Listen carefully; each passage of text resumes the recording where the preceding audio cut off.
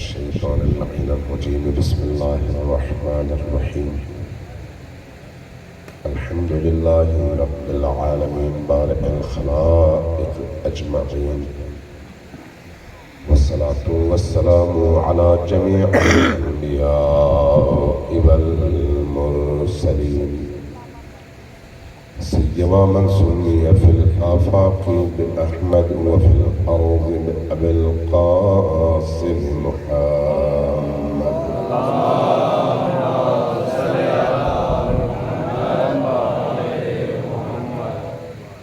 والصلاة والسلام على أولاده الطيبين الطاهرين المعصومين الميامين واللعنة الدائمة على أعدائهم أجمعين من يوم عداوتهم إلى قيام يوم الدين أما بعد فقد قال رسول الله صلى الله عليه وآله وسلم إن لقتل الحسين حرارة في قلوب المؤمنين لا تبرد أبدا صلوات الله عليه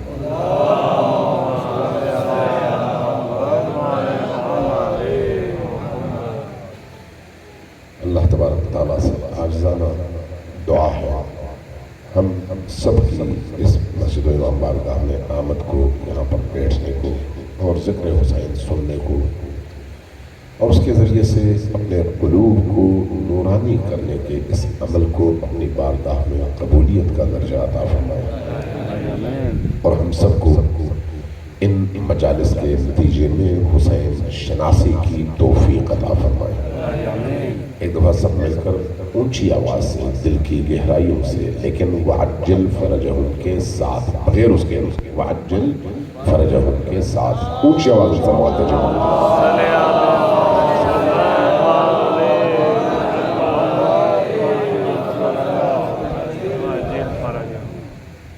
مجھے پتا سارے جوان ہیں ماشاءاللہ آپ کی جو ریش سفید مجھے نظر آ رہے ہیں وہ بھی جوان ہیں باقی اکثریت جوانوں ہی کی ہے لیکن اس کے باوجود ڈھیلے ڈھالے ہیں جوان ڈھیلے ڈھالے نہیں ہوتے ہیں جوان چست بھی ہوتے ہیں اور ہمتن گوش بھی ہوتے ہیں اور جب وہ بولتے ہیں تو ان کا بولنا بتاتا ہے کہ اندر خون میں گرمی ہے ذرا اونچی آواز سے صلوات بھیجیں محمد والے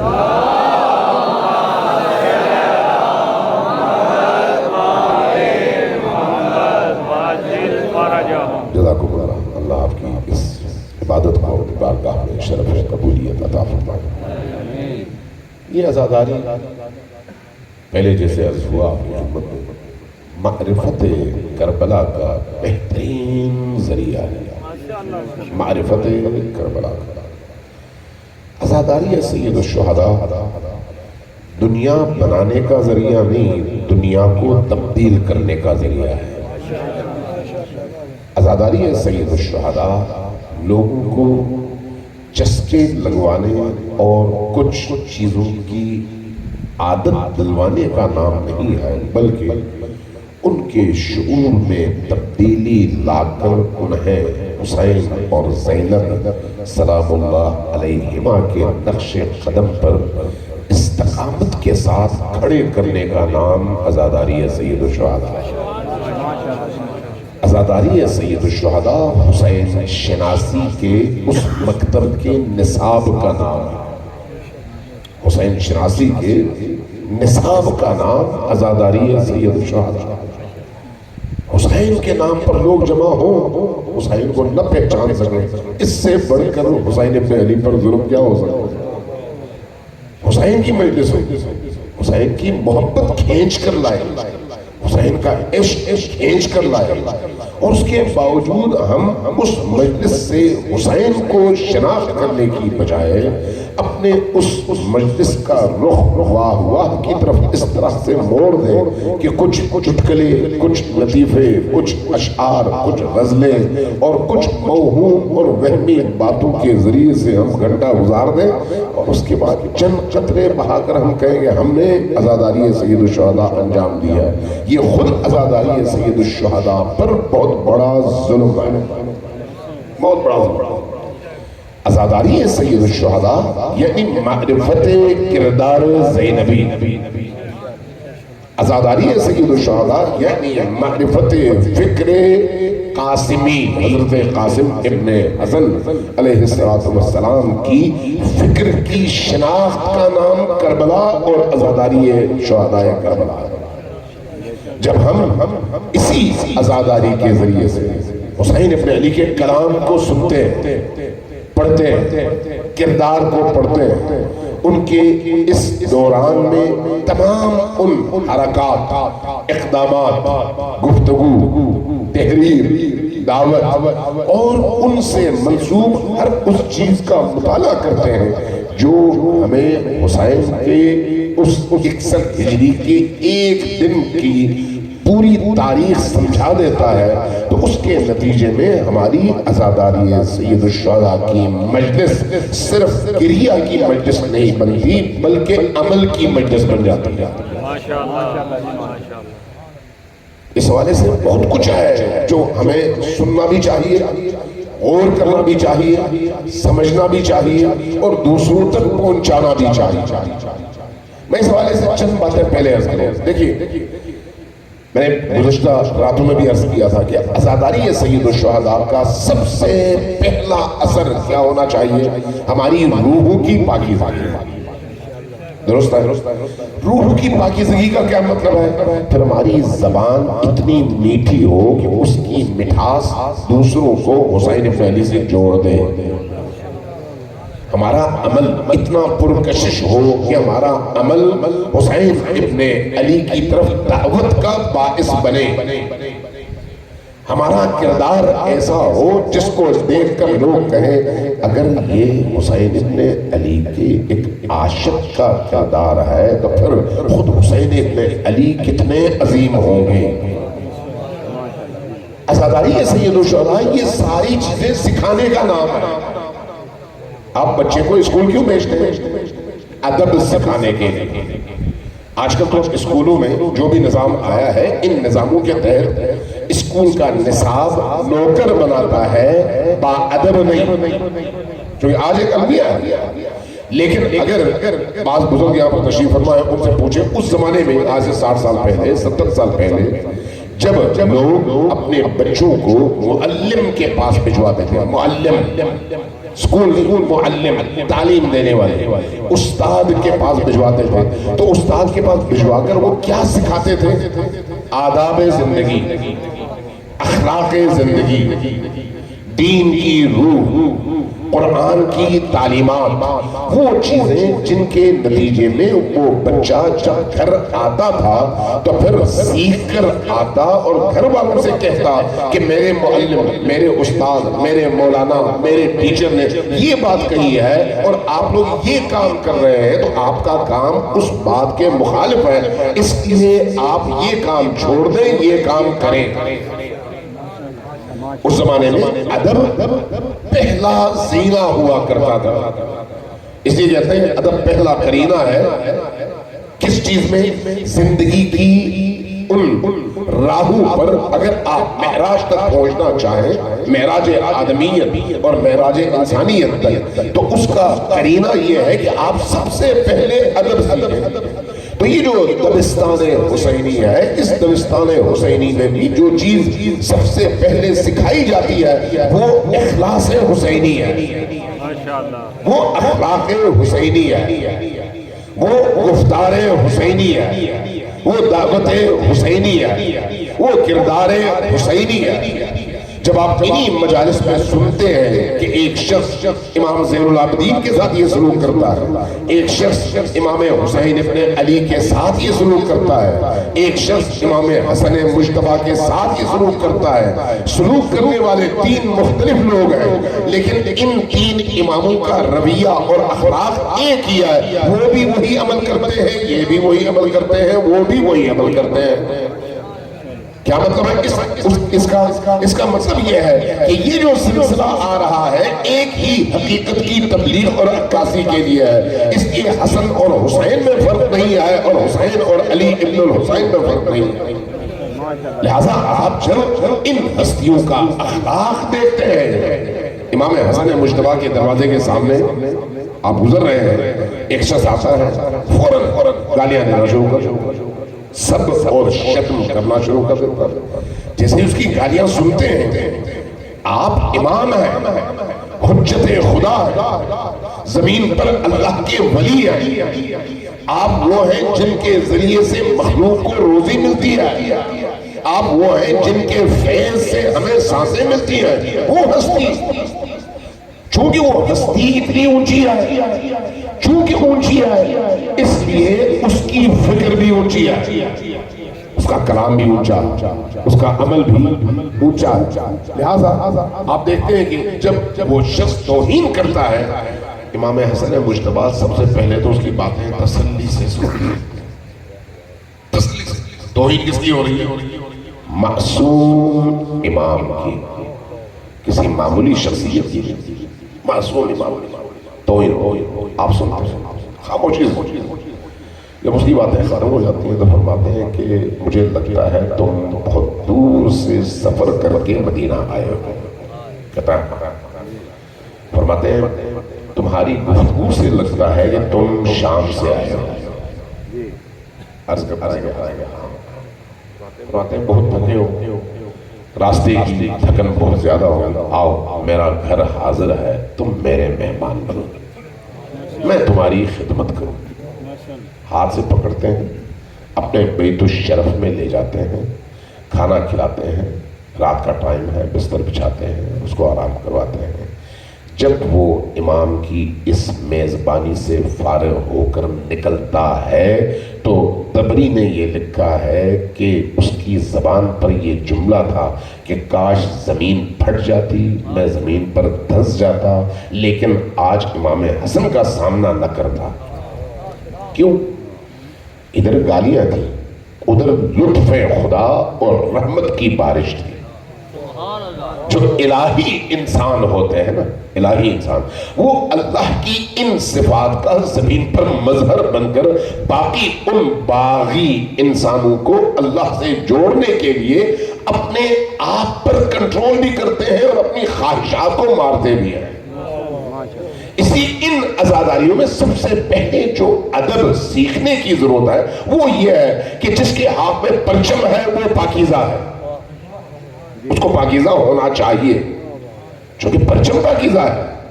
کس کا پرچم ہے؟ وفا کا پرچم، وفا کا پرچم، اور وہ بھی سربلند پرچم۔ اس پرچم کا احترام کس وجہ سے ہے؟ فیصل آباد کے فلان فیکٹری کے کپڑا ہونے کی وجہ سے نہیں، بلکہ حضرت عباس علمدار علیہ السلام کی اس وفا سے اس پرچم کی نسبت نے اس پرچم کو اتنا اونچا کر دیا ہے۔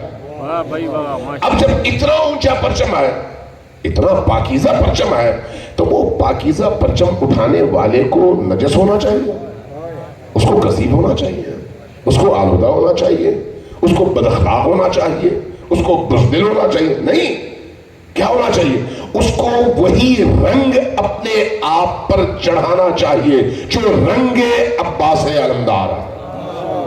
اور یہ کہاں سے ہمیں ملتا ہے؟ اسی عزاداری سید الشہداء کے مکتب سے۔ جب زلجنہ نکالتے ہیں، زلجنہ جو ہے ہمارے کلچر کا حصہ ہے، دین کا نہیں، کلچر کا حصہ ہے۔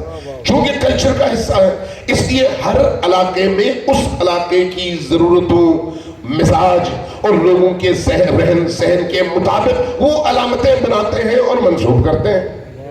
اس لیے آپ دیکھتے ہیں ایران اور عراق میں وہاں پر بالعموم گھوڑے اور اس طرح کی چیزیں نہیں نکالی جاتی یا ذوالجناح بنا کر نہیں لایا جاتا، بلکہ وہاں پر بعض اوقات بعض جگہوں میں اونٹ لائے جاتے ہیں اور بعض اوقات اونٹ بھی نہیں لائے جاتے، مختلف علاقوں کے مختلف کلچر ہیں۔ یہاں پر ہم ذوالجناح نکالتے ہیں۔ ذوالجناح کس لیے نکالتے ہیں؟ کربلا میں ایک ایسا گھوڑا جو امام حسین کی ملکیت ہے، آخری وقت تک اس گھوڑے نے امام حسین کا ساتھ دیا ہے، چونکہ وہ وفادار گھوڑا ہے، چونکہ وہ شجاع گھوڑا ہے، چونکہ وہ حسین ابن علی کی اس مجاہدت اور تحریک میں آخری وقت تک حسین کا ساتھ دینے والا اصیل گھوڑا ہے، اس لیے ہم اس گھوڑے کی بھی قدر کرتے ہیں اور عزت کرتے ہیں۔ لہٰذا جب اپنے معاشرے میں نکالتے ہیں تو اس کی علامت کے طور پر نکالتے ہیں اور کہتے ہیں اس کی باغیں ہمارے ہاتھ میں ہیں، جب کبھی ہمیں ہمارے وقت کا امام پکارے، اس گھوڑے کے ساتھ تلوار بھی ہے، خود گھوڑا بھی ہے، ہم بھی تیار ہیں، امام حسین کا پرچم بھی تیار ہے، ہم مجموعی طور پر حسین ابن علی زمان یعنی اپنے زمانے کی حجت اور اپنے زمانے کے امام کی ندا پر نکلنے کے لیے پوری طرح سے تیار ہیں۔ اس تیاری کا اعلان ہمارے ان رسومات سے ہوتا ہے۔ یہ کون سکھاتا ہے؟ یہ ہمارا یہی عزاداری کا ادب ہمیں سکھاتا ہے۔ یہ ظواہر ہے، یہ ظواہر ہے، لیکن کے ساتھ کچھ چیزیں ہیں جن کا تعلق حقائق سے ہے، جن کا تعلق عقیدے سے ہے، جن کا تعلق روح سے ہے، جن کا تعلق اس سانچے سے ہے جو سانچہ نبی کریم علی ابن ابی طالب اور اولاد علی نے امت کو بنانے کے لیے پیش کیا ہے اور فرمایا ہے اس سانچے میں اپنے آپ کو ڈھال لو۔ وہ سانچہ نظریے کا سانچہ ہے۔ نظریہ شفاف ہو، عمل شفاف ہو جاتا ہے۔ نظریے میں کنفیوژنز ہو تو عمل میں بھی کنفیوژنز پیدا ہو جاتی ہیں۔ اس لیے کربلا کے حوالے سے ہمارے نظریات کو بالکل صاف، بالکل شفاف ہونا چاہیے۔ اس کے لیے ہمیں اسی عزاداری کا سہارا لینا چاہیے جو ہمارے نظریاتی بنیادوں کو پختہ بھی کرے اور شفاف بھی کرے۔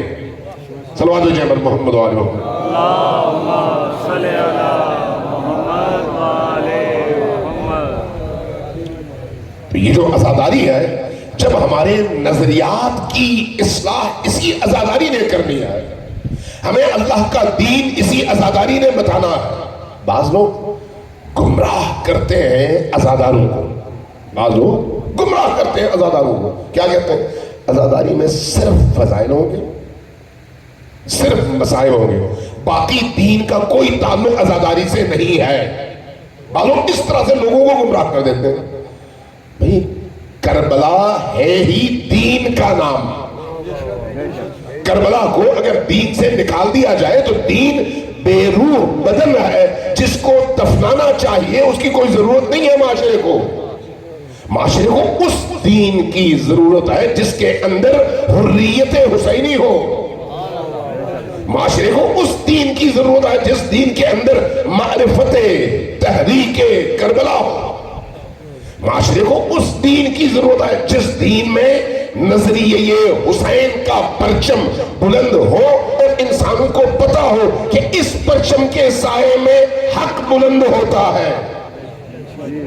اس لیے عزاداری ہے سید الشہداء صرف فضائل اور مسائل کا نام نہیں ہے، حسینیت کے بیان کا نام ہے۔ حسینیت کے بیان کا نام، اور اسی حسینیت کے بیان میں فضائل بھی ہے، مسائل بھی ہے، تاریخ بھی ہے، قرآن بھی ہے، حدیث بھی ہے اور اخلاق بھی ہے۔ امام حسین اور ان کے ساتھیوں کے رویے بھی ہیں، ان کا برتاؤ بھی ہے، دشمن کے ساتھ برتاؤ بھی اسی عزاداری کا حصہ ہے، دوستوں کے ساتھ برتاؤ بھی اسی عزاداری کا حصہ ہے، آپس میں ایک دوسرے کے ساتھ برتاؤ بھی اسی عزاداری کا حصہ ہے، اللہ سے ان شہدائے کربلا کا تعلق بھی اسی عزاداری کا حصہ ہے، عبودیت، بندگی اور قرآن کی تلاوت بھی اسی عزاداری کا حصہ ہے، اس لیے کہ شب عاشور آپ کو ان تمام چیزوں کا یکجا مجموعہ خیمہ حسین نظر آتا ہے۔ خیمہ حسین آپ پڑھتے ہیں اور سنتے ہیں کہ خیمہ حسین سے آدھی رات میں جو آوازیں آ رہی تھی وہ کیا تھی؟ شہد کے مکھیوں کی بن بنانے کی طرح سے آوازیں۔ جب پوچھا گیا یہ کس طرح کی آواز ہے، کہا یہ سب عبادتوں میں مصروف ہے، کوئی رکوع میں ہے، کوئی سجود میں ہے، کوئی تلاوت قرآن میں ہے، کوئی قیام میں ہے، یعنی عبودیت، یعنی بندگی اگر آپ نے کربلا سے نہیں سیکھنی تو کہاں سے سیکھنی ہے؟ عبودیت اگر کربلا سے نہیں سیکھنی، عبودیت اگر کربلا سے نہیں سیکھنی کہاں سے سیکھنی ہے؟ عبودیت اپنے حقیقی معنی میں جس معرفت کے ساتھ کربلا والوں کی زندگی میں نظر آتی ہے، طول تاریخ میں کوئی اور مجموعہ انسانوں کا مجھے دکھا دے جہاں پر عبودیت اس معراج پر نظر آئے، بندگی اس معراج پر نظر آئے۔ آپ عاشور کے صبح کا آغاز کس چیز سے کرتے ہیں؟ اذان علی اکبر سے کرتے ہیں، یعنی اذان علی اکبر رسم ہے یا اذان ہے؟ کیا ہے؟ اذان علی اکبر آیا ان عزاداروں کا گریہ وصول کرنے کے لیے ہے یا روح علی اکبر کو ان جوانوں کے اندر زندہ کرنے کے لیے ہے؟ وہ جو اذان ہے وہ اذان آپ کو کربلا پہنچاتی ہے۔ جب آپ کہتے ہیں اللہ اکبر اور وہ بھی عاشور کی صبح، تو گویا علی اکبر کی اذان کے ذریعے سے آپ اپنے وقت کے تمام یزیدوں کے مقابلے میں علم حریت بلند کر کے کہہ رہے ہوتے ہیں کہ ہم نے صرف اللہ کی پوجا کرنی ہے، عبودیت کرنی ہے، تم ہمارے ٹھوکر پر ہو، تمہاری کوئی حیثیت نہیں ہے۔ کہاں سے ہمیں سیکھنا ہے؟ عزاداری سید الشہداء سے۔ کس نے ہمیں سکھانا ہے؟ امام حسین نے، ان کے اصحاب نے، ان کی آل نے، ان کی بہنوں نے، ان کی بیٹیوں نے، ان کے اہل بیت نے، محترات عصمت و طہارت نے، انہوں نے ہمیں یہ باتیں سکھانی ہیں، اور ان باتوں کا تعلق عزاداری ہی سے ہے۔ لہذا یہ یاد رکھیں کہ عزاداری سید الشہداء ایک جامع پیکج کا نام ہے، جامع، چند رسومات نہیں، جامع دین اگر آپ تلاش کرنا چاہتے ہیں تو کربلا میں آپ کو ملتا ہے، چاہے وہ عقیدے کے حوالے سے ہو کربلا سے ملتا ہے، عمل کے حوالے سے ہو کربلا سے ملتا ہے، کردار کے حوالے سے ہو کربلا سے ملتا ہے، اخلاق کے حوالے سے ہو کربلا سے ملتا ہے، اور پھر معاشرے کے طبقات کو آپ دیکھیں۔ ہمارے یہاں کوئی کہتا ہے فلان خاتون ہے اس لیے خاتون کو گھر ہی میں رہنے دو، فلان بچہ ہے اس لیے بچے کو ان معاملات میں شامل نہ کرو، فلان بوڑھا ہے بزرگ ہے اس لیے ان کو آرام کرنے دو۔ کربلا نے ہمیں ایک دستور العمل اور نصاب عمل دے کر یہ بتایا ہے کہ کربلائی مسلمانوں میں 6 ماہ سے لے کر 90 سالہ تک سب کا تعلق میدان عمل سے ہے، سب کا تعلق۔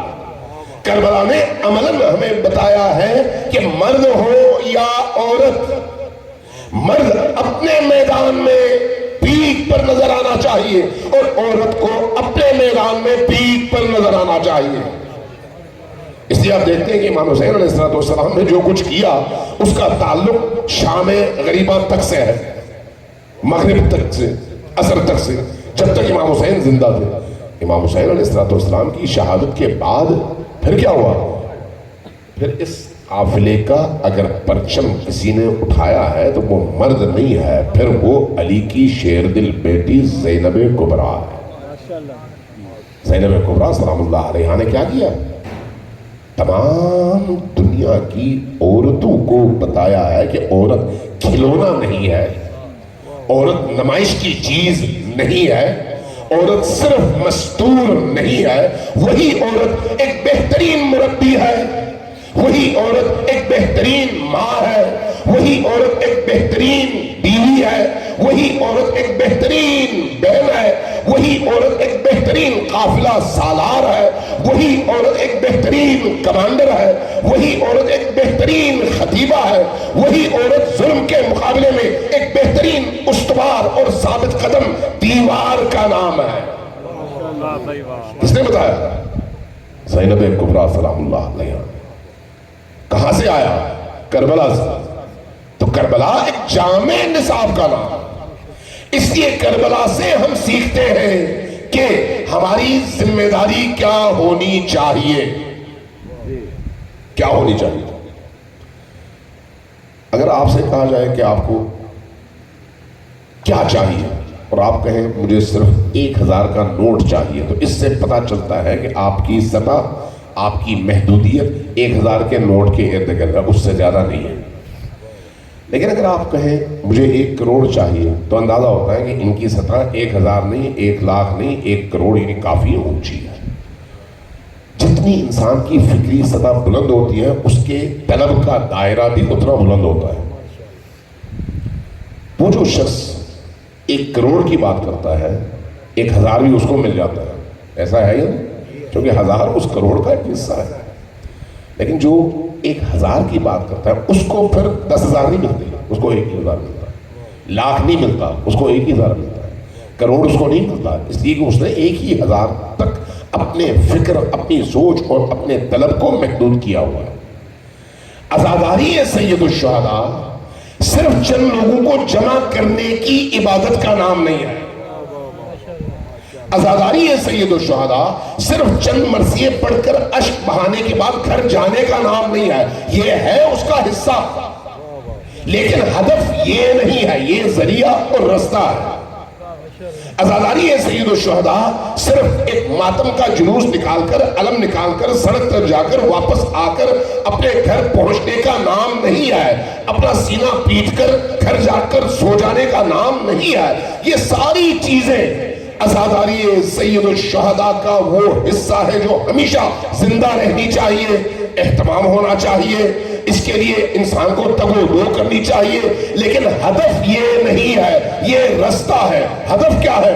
ہدف یہ ہے کہ جہاں حسین کھڑے ہیں وہاں پر عزادار کھڑا ہو جائے۔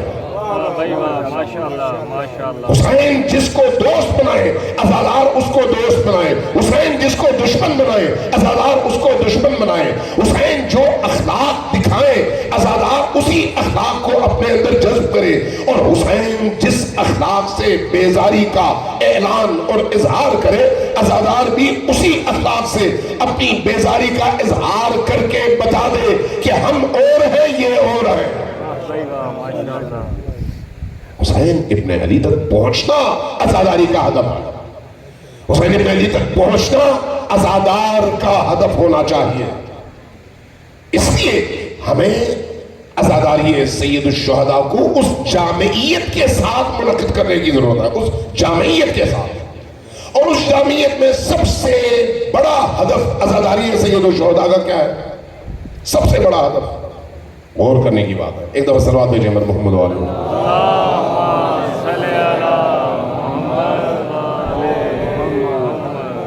آپ کی صلوات کی آواز پھر بڑی دھیمی ہے، آپ کی جوانی سوئی ہوئی ہے، اونچی آواز سے صلوات بھیجیں محمد والے۔ نہیں، اب بھی مزہ نہیں آیا، ذرا اونچی آواز سے صلوات بھیجیں۔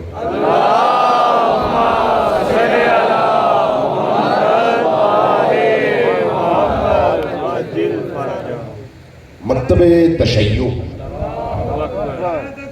اللہ اکبر، یا رسول اللہ، یا رسول اللہ، یا علی، یا علی، اللہم صلی علی محمد وآلہ محمد۔ آج آپ سے ایک سوال کرتا ہوں، ذرا غور سے سنیں اور سوچیں اس سوال کا جواب کیا ہے۔ مکتب تشیع اور دوسرے مکاتب فکر میں بنیادی فرق کیا ہے؟ آپ سے اگر پوچھا جائے تو آپ کیا جواب دیں گے؟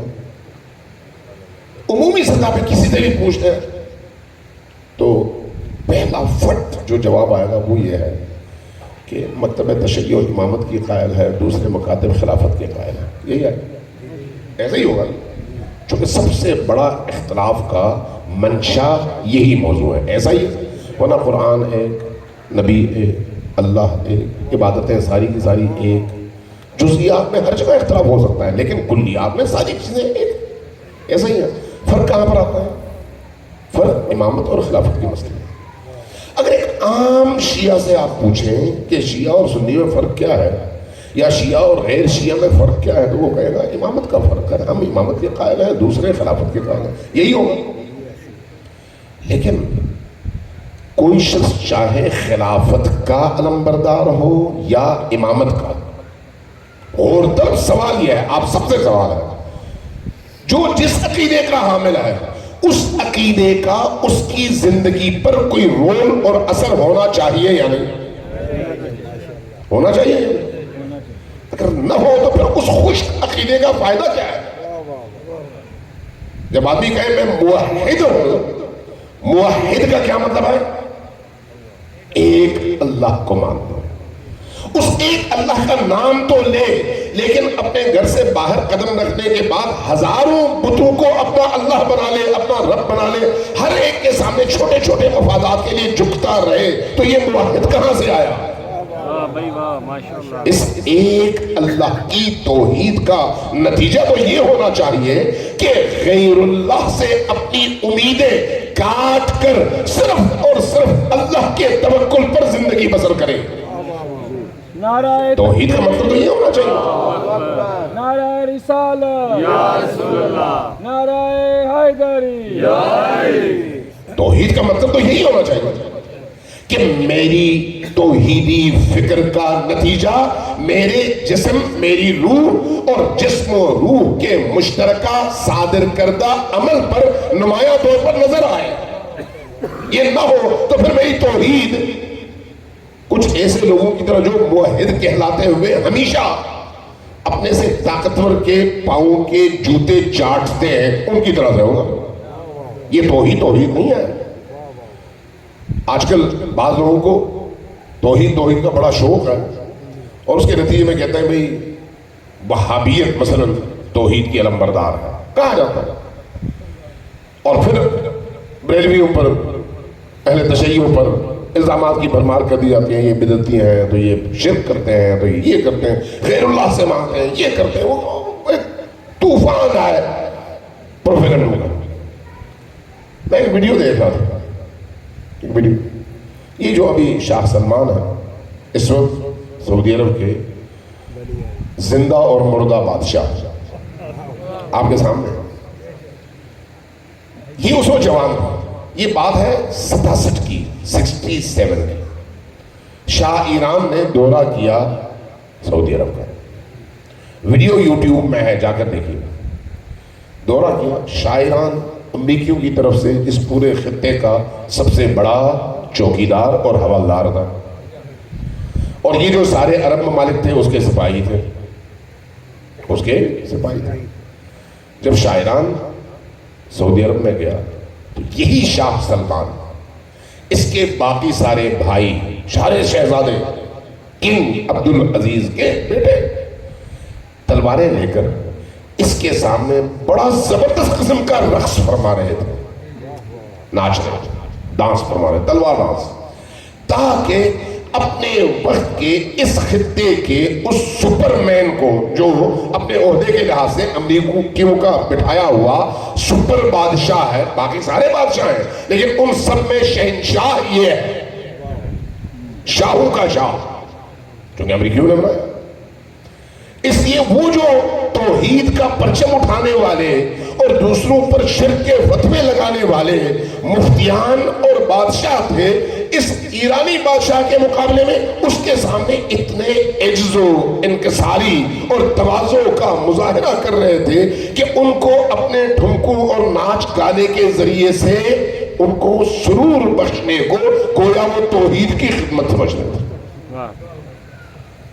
توحید یہ نہیں ہے. توحید کیا ہے؟ عملی طور پر آپ قرآن کریم کی آیت کی تفسیر بنے، اور وہ تفسیر کیا ہے؟ وَمَن يَكْفُرْ بِالطَّاغُوتِ. ذرا غور سے، یہ آیت کہاں پر ہے؟ سب کو یاد ہونا چاہیے نا، اسی لیے پوچھ رہا ہوں. وَمَن يَكْفُرْ بِالطَّاغُوتِ، کیا مطلب ہے اس کا؟ جو طاغوت کا انکار کرے. طاغوت سے مراد غیر خدا. اب آپ خود قرآن کی اس ترتیب کو دیکھیں. وَمَن يَكْفُرْ بِالطَّاغُوتِ وَيُؤْمِن بِاللَّهِ، موحد ہونے کے لیے پہلے اللہ کا اقرار ضروری نہیں ہے، پہلے طاغوت کا انکار ضروری ہے. پہلے طاغوت کا انکار کریں، یعنی اپنے اندر سے طاغوت کی محبت کو کھرچ کر باہر پھینک دے. جب دل پاک ہو جائے تو پھر توحید داخل ہوگی. اس لیے قرآن کہتا ہے وَمَن يَكْفُرْ بِالطَّاغُوتِ، یہ پہلے ہے، اور اس کے بعد وَيُؤْمِن بِاللَّهِ، یعنی اللہ پر ایمان. موحد وہ ہوتا ہے، موحد وہ ہوتا ہے، اس لیے توحید کے عقیدے کا اثر اس کے عمل پر بھی نظر آتا ہے. اس کے عمل سے اس کی توحیدی فکر عیاں ہو کر سامنے آتی ہے. خدا لا الہ الا اللہ پڑھتے ہیں، محمد رسول اللہ پڑھتے ہیں. لا الہ الا اللہ کیا ہے؟ دو کلمات کا مجموعہ. ایک ہے لا الہ اور ایک ہے الا اللہ. لا الہ الا اللہ. لا الہ پہلے ہے یا الا اللہ پہلے ہے؟ لا الہ کا کیا مطلب ہے؟ وَمَن يَكْفُرْ بِالطَّاغُوتِ. لا الہ کا مطلب کیا ہے؟ کفر طاغوت، یعنی طاغوت کا انکار. لا الہ ہم نہیں مانتے، کسی کو نہیں مانتے. اس کے بعد الا اللہ کا کیا مطلب ہے؟ وَيُؤْمِن بِاللَّهِ، اللہ پر ایمان. قرآن بھرا پڑا ہے کہ عملی طور پر انسان تب موحد بنتا ہے جب اس کے عمل سے توحید چھلکے. اس کے عمل سے، زبان سے نہیں. غالباً مرحوم آیت اللہ قاضی طباطبائی کے حوالے سے یہ ہے کہ وہ توحید پر درس دے رہے تھے نجف اشرف. اس زمانے میں پرانے مکانات ہوتے تھے، یہاں پر بھی پرانے مکانات میں، اب یہ گرم علاقہ ہے لیکن ٹھنڈے علاقوں میں آپ جائیں تو ٹھنڈے علاقوں میں پرانے جو مٹی کے مکانات ہوتے تھے اس میں دیوار میں ایک جگہ چولہا بنایا جاتا تھا. اس کی ایک چمنی نکالی جاتی تھی، اندر آگ جلائی جاتی تھی، کھانا بھی وہیں پر پکتا تھا، لیکن اس کی وجہ سے گھر گرم ہوتا تھا. دھواں نکالنے کے لیے چمنی بنتی تھی، اس چمنی سے باہر چھت پر سے دھواں باہر نکل جاتا تھا. آج کل کے گھروں میں وہ سسٹم نہیں ہے.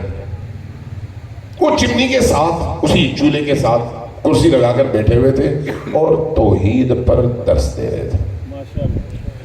گفتگو کے دوران پرانا مکان تھا، اچانک اوپر کہیں پر چمنی میں شاید کوئی اینٹ ہلی تو وہ ملبہ اس کا چمنی سے ہوتے ہوئے اس چولہے کی جگہ پہ نیچے گرا جہاں پر استاد بیٹھے ہوئے تھے. ایک دفعہ فوراً، ظاہر ہے جب اس طرح کی کوئی مٹی کی کوئی چیز گرے اور چند اینٹیں بھی ہوں، مٹی بھی ہو، تو ساری خاک گرد اور غبار کی صورت میں اڑ جاتی ہے. دھماکہ بھی ہوا. جتنے شاگرد تھے وہ سارے دروازے کی طرف بھاگے، ایک دوسرے کو رونتے ہوئے دروازے سے نکل گئے. باہر نکلتے نکلتے پیچھے دیکھا آواز نہیں آ رہی، ختم ہو گئی. واپس آ گئے. واپس آ کے جب بیٹھ گئے اور غبار چھٹ گیا تو دیکھا استاد آیت اللہ سید قاضی طباطبائی اسی طرح سے اپنی کرسی پر بیٹھے ہوئے جس طرح سے پہلے بیٹھے ہوئے تھے، اپنی جگہ سے ہلے بھی نہیں. اور شاگرد سارے کے سارے ڈر کے بھاگ گئے اور ایک دوسرے کو بولتے ہوئے. جب شاگرد واپس آئے تو استاد مسکرائے اور فرمایا درس توحید کے آپ جیسے شاگردوں پر مرحبا ہو، جس میں انسان توحید کے عقیدے میں مضبوط نہ ہو تو چھوٹی چھوٹی چیزوں سے گھبرا جاتا ہے، چھوٹی چھوٹی چیزوں سے پریشان ہو جاتا ہے، چھوٹی چھوٹی چیزوں سے سمجھتا ہے بہت بڑا طوفان آ گیا، قیامت آ گئی، اب میرے لیے زندگی تنگ ہو گئی. نہیں بھائی، جس کا توکل، جس کا ایمان خدا پر ہو اس کو کبھی بھی غیر خدا سے ڈر نہیں لگتا. جب وہ اللہ پر توکل کرتا ہوں، وَمَن يَتَوَكَّلْ عَلَى اللَّهِ، قرآن بتاتا ہے ہمیں وَمَن يَتَوَكَّلْ عَلَى اللَّهِ فَهُوَ حَسْبُهُ. اس سے بڑھ کر ایمان افروز کوئی آیت آپ قرآن سے دکھا سکتے ہیں نکال کر جو یہ کہے جو اللہ پر توکل کرے اللہ اس کے لیے کافی ہے. ساری دنیا جائے ایک طرف, اللہ اس کے لیے کافی ہے. یہ اثر ہے کس چیز کا؟ توحید کا, عقیدے کا. اگر عقیدہ ہو اور اس کا اثر نہ ہو وہ بڑا ہی کچا مسلمان ہے, بڑا ہی کچا مسلمان. اس لیے یہ یاد رکھیے کربلا آپ کے عقیدے کی بنیادوں کو مضبوط کرنے کا ذریعہ ہے. کربلا آپ کے ایمان کو مضبوط کرنے کا ذریعہ ہے. یہی وجہ ہے. ایک دفعہ صلوات بھیجیں پر محمد وعلیہ.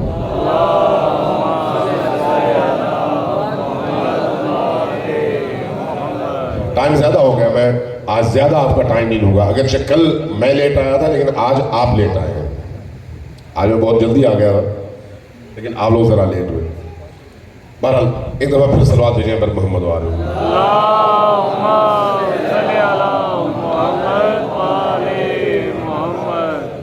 کربلا آپ کے عقیدے کو مضبوط کرنے کا ذریعہ ہے.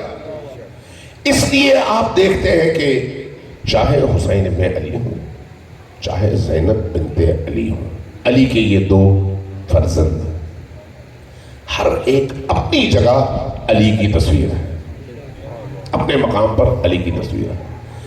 زینب بنت علی ان تمام سختیوں سے گزرتی ہے, تمام سختیوں سے. ان تمام سختیوں سے گزرنے کے باوجود تمام تر مظالم اپنی آنکھوں سے دیکھنے کے باوجود, تمام تر تلخیاں چکھنے کے باوجود, جسم رنجور ہے. بعض لوگ کہتے ہیں بال سفید ہو گئے تو غم اس کا باعث بنتا ہے, ٹھیک ہے.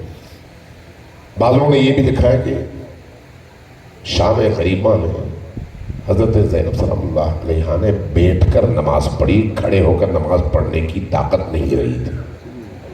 جسم رنجور تھا, جسم سختیوں میں اتنا زیادہ مبتلا تھا کہ اب وہ جسم ان تمام سختیوں کو سہنے کے بعد اس میں سکت باقی نہیں رہی تھی. لیکن روح کا کیا حال تھا؟ روح اتنی عظیم, اتنی اعلیٰ, اللہ سے متصل, اللہ سے متصل, ذرہ برابر بھی اللہ کی راہ میں ملال نہیں, ذرہ برابر. اسی پورے سفر میں یہی سربلندی باقی رہی, یہی حوصلہ باقی رہا, یہی جرأت باقی رہی, یہ ہمت باقی رہی. ساری سختیاں بھگتی. اور جب دمشق پہنچی, دمشق میں یزید ابن معاویہ ابن ابو سفیان کی آنکھوں میں آنکھیں ڈال کر اگر کسی نے یزیدیت کو یعنی ابلیسیت کو یعنی شیطنت کو للکارا ہے تو علی کی یہی موحدہ بیٹی ہیں جنہوں نے للکارا. کیا کہہ کر یبنت طلقاء, اے ہمارے آزاد کردہ, طلقاء یعنی غلام, ہمارے آزاد کردہ غلاموں کے بیٹے. اشارہ ہے فتح مکہ کی طرف. فتح مکہ میں رسول کریم نے جن لوگوں کی جان بخش دی, ورنہ ان کو اسیر کیا جاتا, غلام بنا دیا جاتا, اور وہ غلام ملکیت ہوتے نبی کریم کے, ان کو طلقاء کہا گیا جن کو رسول کریم نے آزادی دے دی. اور یہ طلقاء کی نسل سے ہے. اس لیے زینب سلام اللہ علیہا وہاں پر یہ نہیں دیکھتی کہ سامنے تخت ہے, تخت پر آج کا بادشاہ فرعون بیٹھا ہوا ہے. یہ نہیں دیکھتی میری ہاتھوں میں بیڑیاں ہیں. یہ نہیں دیکھتی میرے ساتھ سرحائے شہداء ہیں. یہ نہیں دیکھتی میری بچیاں اس وقت مجبوری کے عالم میں ہیں. یہ نہیں دیکھتی کہ ہم پر اتنا ظلم ہوا ہے اور ہم اسیر ہیں اور یہ حاکم ہے. یہ دیکھتی ہے کہ حق کیا ہے باطل کیا ہے. اس لیے وہاں پر کھڑے ہو کر جو جملہ ارشاد فرماتی ہے وہ یہ ہے, یبنت طلقاء, اے طلقاء کے بیٹے, کد کیدک, جو کر سکتا ہے مکر کر لے. الزائم، جو بھی کوشش کر سکتا ہے کر لے، جتنا تجھ سے ہو سکتا ہے ظلم کر، جتنا تجھ سے ہو سکتا ہے مکر کر لے، جتنا تجھ سے ہو سکتا ہے تو لوگوں کو دھوکہ دے دے، لیکن یاد رکھ لا تمید وحینا، تو ہمارے وحی کو ختم نہیں کر سکتا، تو ہمارا نام ختم نہیں کر سکتا، تو ہماری محبت ختم نہیں کر سکتا، تو ہمارے ذکر کو ختم نہیں کر سکتا۔ ہم ہمیشہ زندہ رہیں گے اور تو ہمیشہ گٹر میں رہے گا، اور گالیاں تجھے پڑیں گی، صلواتیں ہمیں ملیں گی۔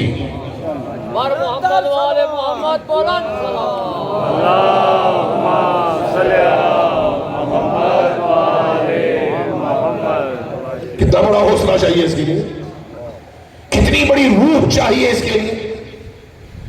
اس لیے جب یزید کی طرف سے یہ ہوتا ہے کہ پوچھا جاتا ہے کہ اللہ نے تمہارے خاندان کے ساتھ کیا کیا، اللہ نے کیا کیا، گویا زینب سلام اللہ علیہا کے زخموں پر نمک چھڑکنے کے لیے یہ جملہ یزید ابن معاویہ نے کہ اللہ نے تمہارے خاندان کے ساتھ کیا کیا۔ زینب کیا فرماتی ہے؟ اللہ نے نہیں کیا، تمہارے فوجیوں نے کیا۔ اس لیے کہ ہم نے اللہ نے جو کچھ کیا اس میں حسن اور جمال کے علاوہ کچھ نہیں دیکھا۔ اللہ نے جو کچھ کیا اس میں ہمیں صرف بلندی نظر آئی، خوبصورتی نظر آئی، حسن نظر آیا، جمال نظر آیا۔ اگر کہیں پر بدنمائی تھی تو وہ تمہارا عمل تھا، اللہ کا نہیں۔ کتنی عظیم فکر چاہیے اس کے لیے، کتنی عظیم روح چاہیے اس طرح سے جرأت اظہار کے لیے۔ یہ کب ہوتا ہے؟ جب انسان توحید کے نظریے کا پیکر ہو، توحید کے نظریے کا پیکر ہو، سراپا توحید اس کے وجود سے چھلکے کہ توحید اس کو کہتے ہیں۔ عقیدے کا یہ اثر ہوتا ہے انسان کی زندگی پر، عقیدہ انسان کے عمل سے چھلکتا ہے۔ اس لیے میں اکثر اوقات یہ کہا کرتا ہوں بھئی لوگ کہتے ہیں نا ہمیں علی سے بہت محبت ہے، ہوگی محبت، انکار نہیں کرتے، بہت سارے لوگ کہتے ہیں ہمیں علی سے محبت ہے۔ یہ محبت علی سے ہونا کوئی کمال نہیں ہے۔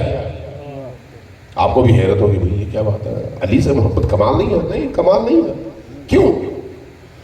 محبت کرنے والے کا کمال نہیں ہے، جس سے محبت کی جا رہی ہے اس کا کمال ہے، اس کا کمال ہے۔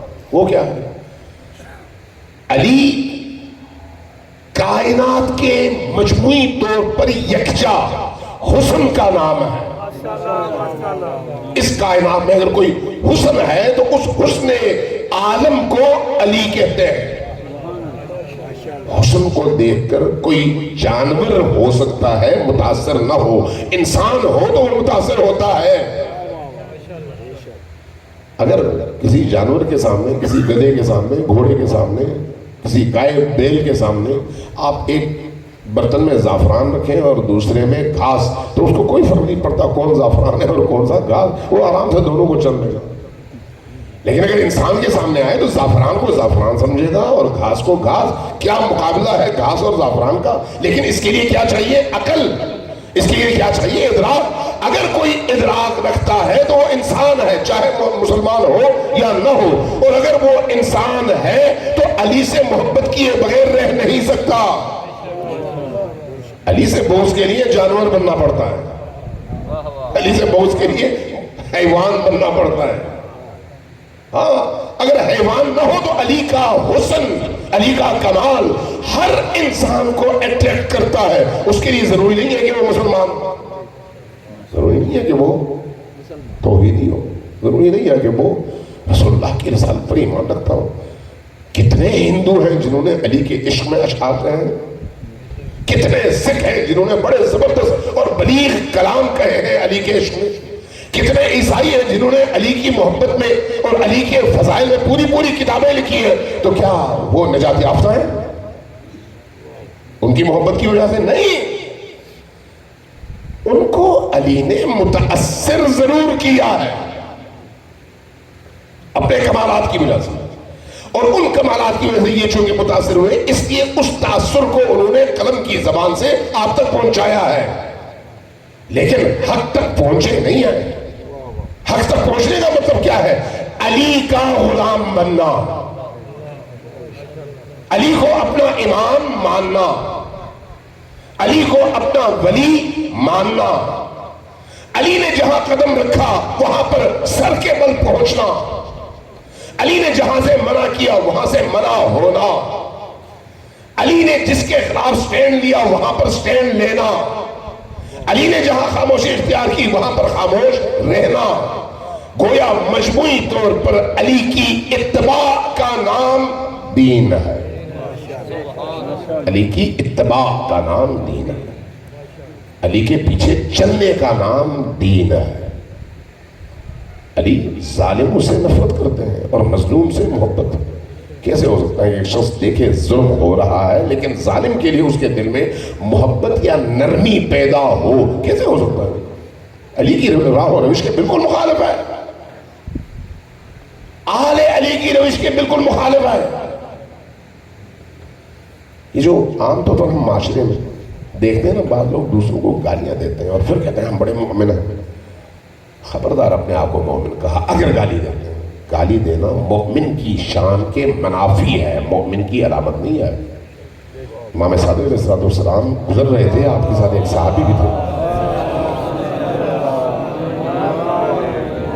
اس کا غلام آیا، غلام جو ہے مسلمان نہیں تھا، اس کی کوئی غلطی نہیں، امام کے صحابی تھے، اس کو فوراً گالی دی اور وہ بھی اس کی نسل کی، کہا حرامی، گالی تم نے کیوں ایسا کیا؟ جیسے ہی اس گالی کی آواز امام تک پہنچی، امام کے چہرے کی رنگت بدل گئی۔ آپ نے دیکھا، کہا تم نے اس کو یہ گالی دی؟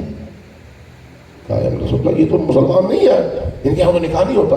کہا تم نے گالی دی ہے، آج کے بعد تمہیں کوئی حق حاصل نہیں ہے کہ میرے ساتھ رہو، میرا رستہ تمہارے رستے سے جدا ہے۔ اس کے بعد کبھی اس کو اپنے قریب آنے نہیں دیا۔ آپ ذرا تصور کریں، تصور کریں، یہ کیا ہے؟ یہ اخلاق نبوی، اخلاق علوی اور اخلاق اہل البیت ہے۔ اس اخلاق کا منشا کیا ہے؟ توحید، عقیدہ۔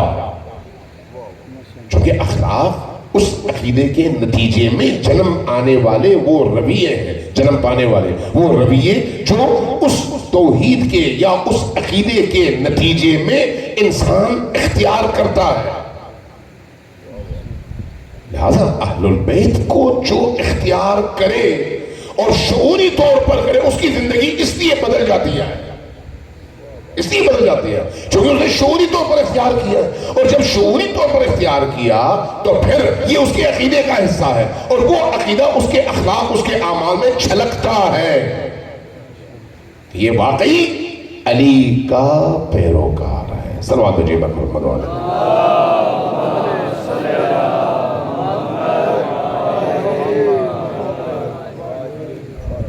عزیزان گرامی، اللہ اکبر، یا رسول اللہ، یا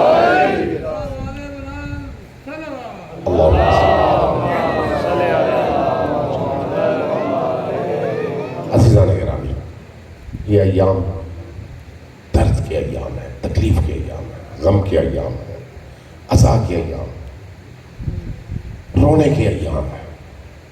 خصوصاً مجھے آج میرے میزبان نے فون پہ کہا کہ آج امام سجاد علیہ السلام پر ذرا آپ گفتگو کریں، خصوصاً مصائب کی وجہ سے۔ حقیقت یہ ہے کہ یہ سارے ایام حضرت امام زین العابدین سید الساجدین کے ایام ہیں، اور سید الساجدین اگرچہ زندہ رہے، کربلا میں شہید نہیں ہوئے، اور کربلا کے شہداء شہید ہو کر نبی پاک کی بارگاہ میں حاضر ہو گئے، لیکن سید الساجدین وہ ہستی ہیں جو کربلا کے بعد ہر روز شہید ہوتے تھے اور ہر روز زندہ ہوتے تھے۔ یہ گٹھن تھا اس میدان کی نسبت۔ کربلا میں ایک ہی دفعہ انسان نے مرنا تھا، ایک ہی دفعہ، لیکن سید الساجدین ہر روز مرتے تھے اور جیتے تھے، جس کی نگاہوں کے سامنے اس کی ناموس کی چادریں چھینی جائیں تو اس کو کتنی دفعہ مرنا چاہیے؟ جس کی نگاہوں کے سامنے اس کی معصوم بچوں کو تماچے مارے جائیں اور ظلم کیا جائے، اس کو دیکھ کر وہ کچھ نہ کر سکے تو وہ کیسا جینا ہے؟ سید الساجدین بہت مظلوم ہے، بہت مظلوم ہے۔ حضرت امام زین العابدین کربلا کے بعد تقریباً 35 سال، تقریباً 96 ہجری تک زندہ رہے۔ کربلا 61 ہجری کا واقعہ ہے، یعنی آگے 35 سال۔ ان 35 سالوں میں مورخین نے لکھا ہے کہ زین العابدین علیہ السلام ہمیشہ خون کے آنسو روتے تھے، خون کے آنسو روتے تھے۔ ہم عام طور پر جب کسی کو بہت زیادہ مغموم دیکھیں تو کہتے ہیں بھئی وہ خون کے آنسو روتا ہے، یا کسی کے بارے میں کہتے ہیں اس کا دل خون کے آنسو روتا ہے۔ یہ اصطلاح میں کہا جاتا ہے، حقیقت میں ایسا نہیں ہوتا۔ لیکن سید الساجدین کے حوالے سے ایسا نہیں ہے، ایسا نہیں ہے۔ کوئی عراقی بادیہ نشین دیہات کا آدمی شہر میں آیا، نجف میں آیا، حوضے میں آیا، آیت اللہ العظمیٰ حکیم کے پاس عرض کیا، ہم نے اپنے علماء سے سنا ہے کہ امام زین العابدین علیہ السلام کربلا کے بعد ہمیشہ خون کے آنسو روتے تھے، کیا یہ روایت صحیح ہے یا مبالغہ ہے؟ جیسے یہ سوال کیا، حضرت آیت اللہ العظمیٰ حکیم نے اپنا سر جھکا لیا، جیب سے رومال نکالا، آنکھوں پہ رکھا اور بلک بلک کر رو پڑے، روتے رہے۔ اب ارد گرد کے لوگ بھی پریشان، کافی دیر روتے رہے۔ رونے کے بعد ذرا جب سکون ملا، آرام ملا، تو اپنی آنکھوں سے رومال ہٹایا، سر اٹھایا، رومال رکھا زمین پر۔ جیسے ہی زمین پر رکھا، دوسروں نے کیا دیکھا؟ اس رومال میں جا بجا خون کے دھبے ہیں۔ جب خون کے دھبے دیکھے پریشان ہوا۔ آیت اللہ العظمیٰ حکیم نے فرمایا کہ دیکھو میں کربلا میں خود نہیں تھا، میں نے اپنی آنکھوں سے زینب کبریٰ کی چادر چھنتے نہیں دیکھا، میں نے اپنی آنکھوں سے کربلا میں حسین ابن علی کے خیمے کو جلتے ہوئے نہیں دیکھا، میں نے اپنی آنکھوں سے کربلا میں حسین ابن علی کے گلے پر چھری پھرتے ہوئے نہیں دیکھا، میں نے اپنی آنکھوں سے حضرت علی اکبر کے سینے پر لگی ہوئی برچھی کو نہیں دیکھا، میں نے ان شہداء کی لاشوں کو گھوڑوں کے سمو تلے پامال ہوتے ہوئے نہیں دیکھا، میں نے ان اسیروں کو بے پالا اونٹوں اور سواریوں پر بندھے ہوئے چلتے نہیں دیکھا، میں نے اپنی ان مخدرات کے سروں سے چادروں کو چھیننا اپنی آنکھوں سے نہیں دیکھا۔ لیکن 1500 سال گزر گئے ہیں، آج بھی جب میں سنتا اور پڑھتا ہوں تو میری آنکھوں سے خون کے آنسو بہتے ہیں۔ سید الساجدین تو وہ ہیں جنہوں نے اپنی آنکھوں سے یہ سارے ظلم ہوتے دیکھے۔ اگر یہ سارے ظلم سید الساجدین نے خود دیکھے ہیں تو پھر کیوں ان کی آنکھوں سے خون کے آنسو نہ بہے؟ منہال آیا نا مدینہ، امام کی بارگاہ میں، غلام اس کو لے کر اوپر چھت پہ گیا امام کی اجازت سے، دیکھا امام تشریف فرما ہے، سامنے ایک برتن ہے، برتن میں پانی ہے، اور پانی دیکھتے ہیں اور روتے چلے جاتے ہیں، دیکھتے ہیں اور روتے چلے۔ مورخین نے لکھا ہے کہ سید الساجدین اس پورے عرصے میں بس ایک ہی کام کرتے ہیں، ہمیشہ گریا، ہمیشہ گریا، ہمیشہ گریا۔ جب منہال کہتے ہیں میں نے دیکھا سید الساجدین اس برتن کے سامنے پانی کو دیکھتے ہیں اور گریا فرما رہے ہیں، میں نے یہ دیکھا تو میں نے دیکھا آپ کی آنکھوں سے خون کے قطرے بہ رہے ہیں، آنسو کے۔ میں نے پوچھا مولا اب بھی 34 سال گزر گئے، اب بھی آپ اس طرح سے رو رہے ہیں؟ فرمایا منہال تم نے جفا کیا، تم نے ظلم کیا۔ پوچھا کیوں؟ میں نے کیا ظلم کیا؟ فرمایا دیکھو تم نے قرآن پڑھا ہے، ایک یعقوب کا ایک بیٹا تھا، چند دنوں کے لیے ان کی نگاہوں سے اوجھل ہو گیا تھا، لیکن یعقوب اس یوسف کی یاد میں اتنا روئے کہ آنکھیں نابینا ہو گئی اور سفید ہو گئی۔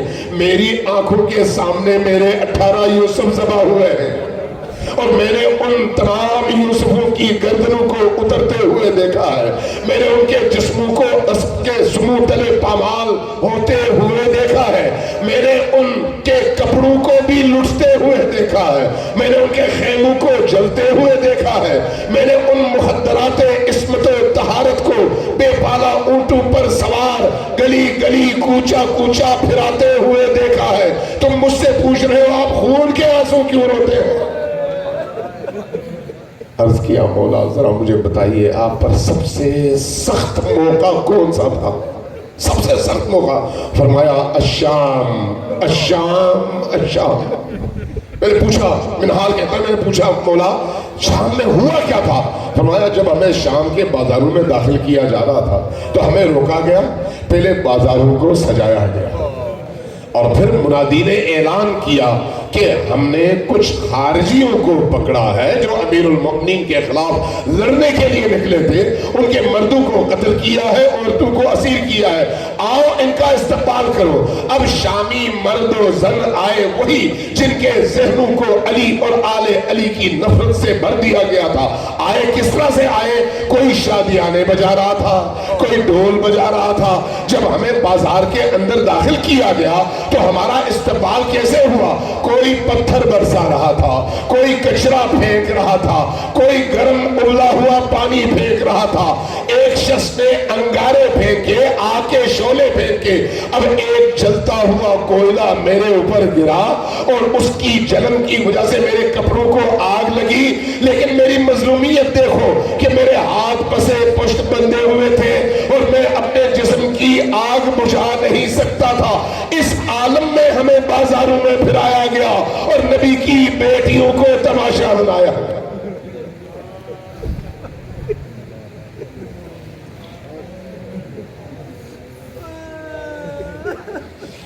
اِنَّا لِلَّهِ وَإِنَّا إِلَيْهِ رَاجِعُونَ وَسَيَعْلَمُ الَّذِينَ ظَلَمُوا أَيَّ مُنقَلِبٍ يَنقَلِبُونَ